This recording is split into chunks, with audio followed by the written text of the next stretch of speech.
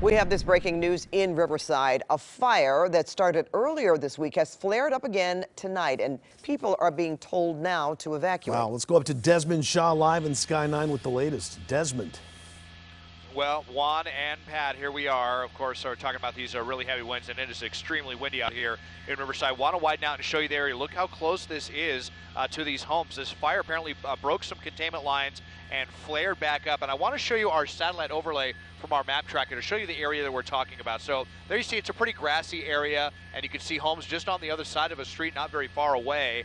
If there's any good news here, this is not very thick brush, and I'm very confident that the fire department is going to be able to meet the fire right here on this road. This is going to be, looks like Valley Drive, Valley and Mitchell, where this is taking place. You can see they're desperately trying to prevent it from getting any closer to homes, but really, really tough just by virtue of the winds. We have a lot of ground crews out here. It's possible they may send some air support as well if they can get any helicopters overhead. It's not clear, but very high winds, and I would just call it light brush that's burning right here, but still certainly stressful for these homeowners that are once again having to be evacuated because of this. Live in Sky 9 overhead, I'm Desmond Shaw. Pat and Juan, back to you in the studio. Well, you know, Desmond, we know that these the residents there have been told to evacuate. Do we know where they are going? Is there an area that is set up for them, or shelter of some kind, or are they just, you know, being told to get out of the neighborhoods, sort of out of the way? Yeah, I don't have that information yet. I'm guessing, you know, if they had some evacuation orders on Sunday, it's probably going to be a similar thing. So folks, if they had to leave their home, you know, over the weekend, I'm assuming that they're going to know where to go to be able to get out of this. But obviously, just, you know, it's a horrible thing to be talking about at any time, but especially the day before Thanksgiving, all of these families trying to, you know, plan and cook meals. And I mean, some of those turkeys might be, who knows, having to sit in the oven for a really long time here because folks are going to have to leave their house until a Riverside fire can get this under control. Indeed, Desmond, and we can see there just how the wind is blowing. You can see the smoke there laying pretty much flat in the area. So we know that winds are definitely a concern over the next few hours. Red flag conditions are out there, and I believe meteorologist Evelyn Taft, you're joining us with some of this coverage? Absolutely, Juan, that's correct. And I want to get a closer look at what's happening in Riverside as this fire flares up and forces evacuations this evening. And as we see Desmond overhead, you're going to see some of those flare-ups. And as we get a look at current wind speeds right now, I'm looking at our wind graphic here. And at the moment, we are looking at 16-mile-per-hour wind speeds. These are your offshore winds, your warm, dry winds. You'll see the smoke blowing in just the opposite direction. Here we have it. So we're looking at a wind map that's basically situated over all of Southern California, and you get the idea right here. It is windy for all of us. Riverside at 16 miles per hour, but here's the bad news. It's only getting windier tonight. Yep, that's right. Only getting windier this evening. And as it does, well, wind gusts could be up to 30, 40 miles per hour in the area.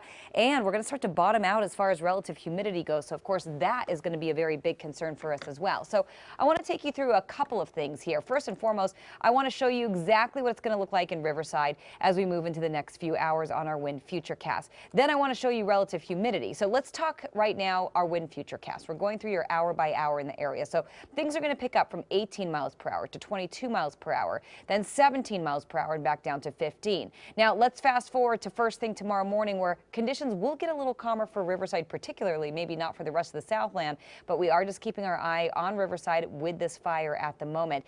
We're going to pick up again a little bit in the afternoon and then subside a little bit a little later in the day. So the worst of the wind coming our way this evening. I want to talk temperatures in the area as well, because of course that is a big factor when it cosee to firefight, and you will see Riverside currently at 63 degrees. So it's not too warm, it's not too cool. We're mild and we're getting cooler tonight, but very poor recoveries as far as relative humidity is concerned. Right now, Riverside is at 11%. We could get into single-digit territory as far as relative humidity is concerned. So of course, we will continue to monitor that for you as we move through the evening. But the combination of windy conditions, warm conditions tomorrow, and of course dry conditions making for fire weather tonight, especially in Riverside. But again, the good news is that we're at 63 degrees, so we're not too warm. The bad news, we're at 11% relative humidity. So of course that is not good, and recoveries are looking very poor overnight. So it doesn't look like it's going to get much better than that 11%. We could even fall into the single digit range.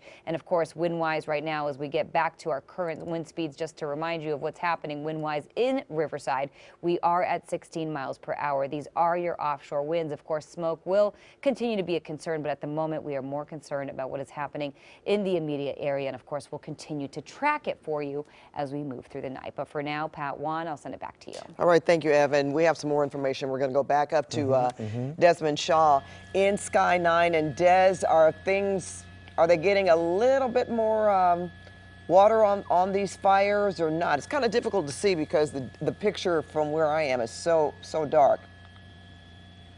Yeah, so I just see a couple of these engines down here. I'm sure they're calling for a lot more resources, and they're going to have some more of these trucks respond. They're trying to get water down to the fire. You see one of these long hose lines coming out right here. If there's any good news, this is not really thick brush that's burning, and it's burning towards an area where the fire is going to run out of fuel. I'm pretty confident that, I mean, we could see some, embers flying into some neighborhoods. Could certainly be a stressful situation, but you can see right here, it looks like most of the fire crews are going to be stationed in the actual neighborhoods, and that's going to be their main goal at this point, is just to make sure that none of those embers come down and get stuck in any eaves and burn any of these homes down. So again, these homes, and the area that we're talking about is off of Mitchell Avenue and Valley Drive. That's where we're going to have some evacuations in effect. But considering this is an area that already kind of burned and laid down, this is exclusively wind driven. As I zoom in, you can see it's almost like it's just dirt and a little bit left of combustibles that's actually burning at this point. But you can see how quickly that smoke is traveling to the south, Pat and Juan. All right, Desmond Shaw, thank you for that. We're going to continue monitoring the situation there. We'll take a quick break and be right back with more news.